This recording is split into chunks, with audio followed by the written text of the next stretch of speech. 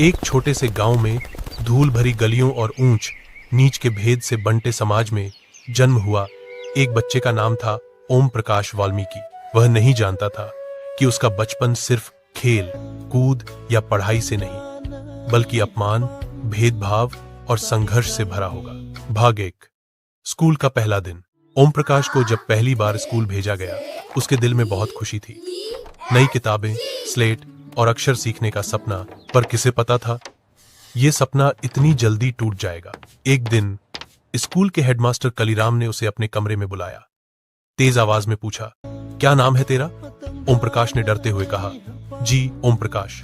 Headmaster ने फिर पूछा, चूहड़े का है? वह कांपते हुए बोला, जी बस इतना कहना था। हेडमास्टर का चेहरा तमतमा गया। Look at this mess, Om Prakash. Do you think this school cleans itself? Pick up that broom and start sweeping Om right प्रकाश ने now. कांपते हुए कहा, पर मास्टर जी मैं पढ़ने आया हूँ।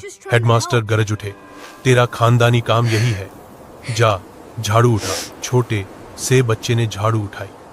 गर्म दोपहर में वह मैदान में धूल उड़ाता रहा, जबकि बाकी बच्चे क्लास में बैठे पढ़ रहे थे। उसके गले में प्यास थी, पेट में भूख थी, पर आंखों में आंसू नहीं थे। सिर्फ सवाल था, क्या मैं भी इंसान नहीं हूं? तीसरे दिन जब उसने साहस किया और क्लास में जाकर बैठ गया, हेडमास्टर गुस्से से कमरे में घुसे, उसकी गर्दन पकड़ी और फिर से बाहर फेंक दिया। तभी संयोग से उसके पिता उधर से गुजर रहे थे।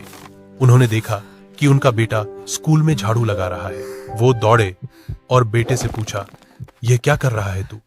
ओम प्रकाश बोला, बाबा मास्टर जी ने कहा है कि मैं झाड़ू लगाऊं। पिता का खून खौल गया। वे सीधे हेडमास्टर के पास गए।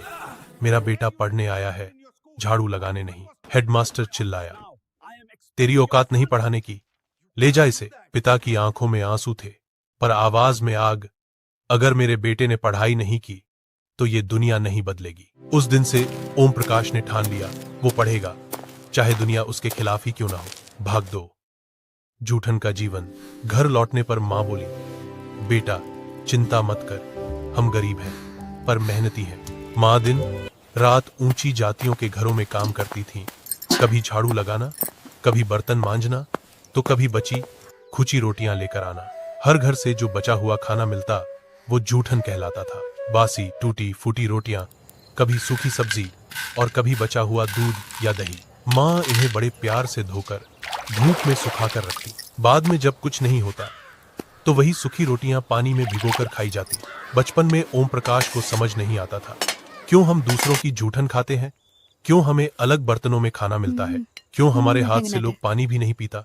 शादी ब्याह के मौकों पर जब त्यागी लोगों के घर में भोज होता, तब चूहड़ा समुदाय को बुलाया जाता, पर खाने के लिए नहीं, जूठन समेटने के लिए। जगह जगह पत्तलें बिछी होती जिन्हें ऊंची जातियों के लोग छोड़ जाते, और बच्चे खुशी से दौड़ते हुए वहां से पूरियां, हलवा, सब्जी इकट्ठा करते। उन्हें लगता था आज तो दावत है, पर असल में वह किसी और की फेंकी हुई जूठन थी। भाग 3। संघर्ष और अपमान। समय बीतता गया। ओम प्रकाश अब 9वीं कक्षा में था। वो पढ़ाई में तेज था, पर गरीबी पीछा नहीं छोड़ रही थी। एक दिन गांव में एक ब्राह्मण का बैल मर गया। गांव में रिवाज था मरे हुए जानवर को उठाना चूहड़ों का काम। ये अपवित्र चीज यहाँ से तुरंत हटाओ, वरना ठेक नहीं होगा। Please let him go. He is all I have. He has to go. It is for the good of everyone. Om Prakash और उसका चाचा मरे हुए बैल के पास गए। वह दृश्य देखकर उसका दिल कांप गया।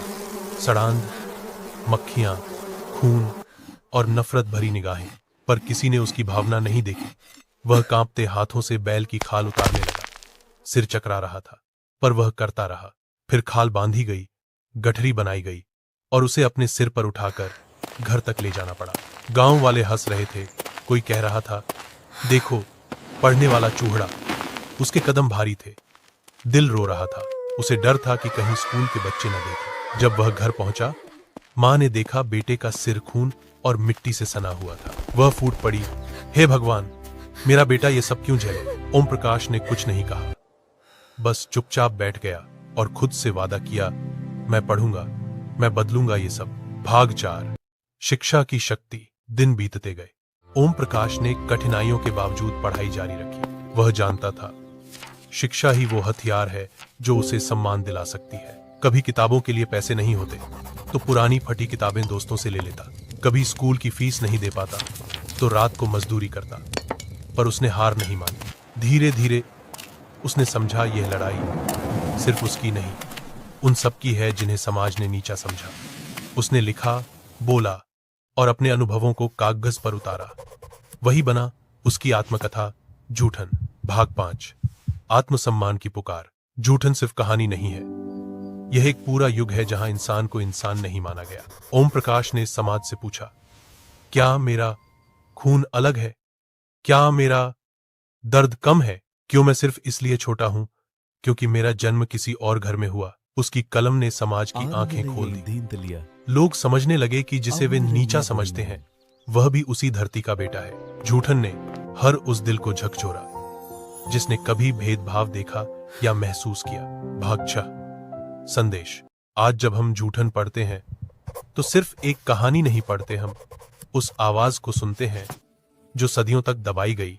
ओम प्रकाश वाल्मीकि हमें सिखाते हैं गरीबी, अपमान और भेदभाव इंसान को तोड़ नहीं सकते अगर उसके अंदर आत्मसम्मान जिंदा हो।